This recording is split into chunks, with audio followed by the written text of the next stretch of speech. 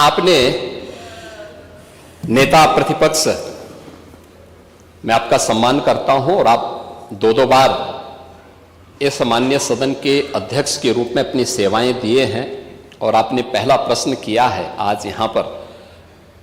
पहले तो आपके चयन के लिए मैं आपको बधाई देता हूं। ठीक है, अलग विषय है कि आपने चचा को गच्चा दे ही दिया। चचा बेचारा हमेशा ही ऐसे ही मार खाता है, उनकी नियति ही ऐसी है, क्योंकि भतीजा हमेशा भयभीत रहता है।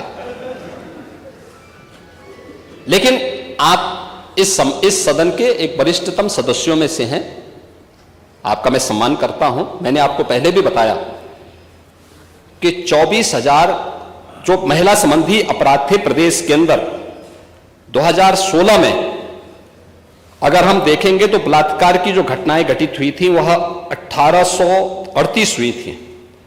लेकिन अगर मैं 24 के अंदर की घटना बताता हूं, इनकी संख्या है 1373।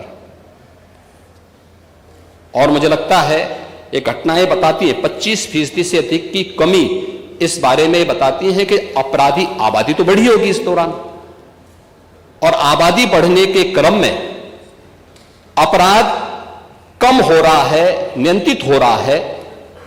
लेकिन जो मैंने कहा, महिला संबंधी अपराध दोनों प्रकार के होते हैं, घर के अंदर भी होते हैं और घर के बाहर भी होते हैं। दोनों के लिए सरकार ने उस प्रकार की सेवाएं भी उपलब्ध की हैं। घरेलू हिंसा से संबंधित मामलों में 181 की सेवा है। घर के बाहर की सुरक्षा के बारे में जागरूकता पैदा करने के लिए और उन्हें सुरक्षा उपलब्ध कराने के लिए तत्काल वो कॉल कर सके, इसके लिए 1090 की सेवा उन्हें उपलब्ध कराई गई है।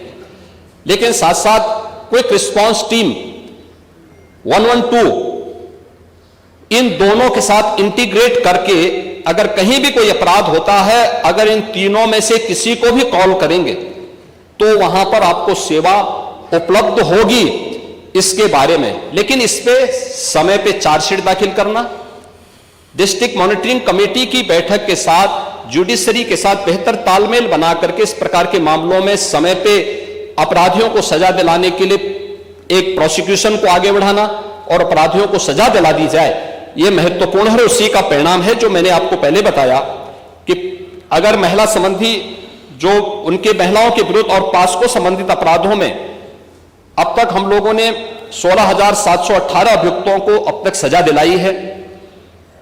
इसमें से अगर आप देखेंगे कि 2121 को हम लोगों ने मृत्युदंड, 1,713 को आजीवन कारावास, 4,653 को 10 वर्ष या उससे अधिक का कारावास और 10,331 को 10 वर्ष से कम की कारावास की सजा दिलाई है।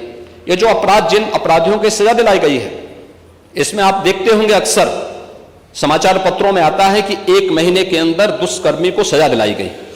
ये प्रोसिक्यूशन को फास्ट करने, समय पे चार्जशीट दाखिल करने का परिणाम है।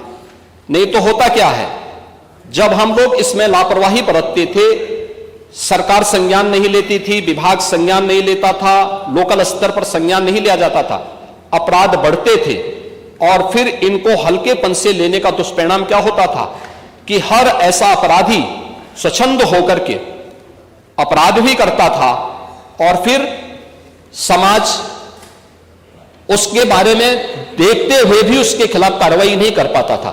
लेकिन आज अपराधी के मन में भय है और उस भय का परिणाम आज हम सबके सामने देखने को मिल रहा है कि उत्तर प्रदेश का जो ई प्रोसिक्यूशन पोर्टल है वह देश के अंदर नंबर 1 पर है और उत्तर प्रदेश इस मामले में ऐसे अपराधियों को सजा दिलाने के लिए, महिला संबंधी अपराधियों को, जो भी ऐसे अपराधी हैं उनको सजा दिलाने में उत्तर प्रदेश देश के अग्रणी राज्यों में है।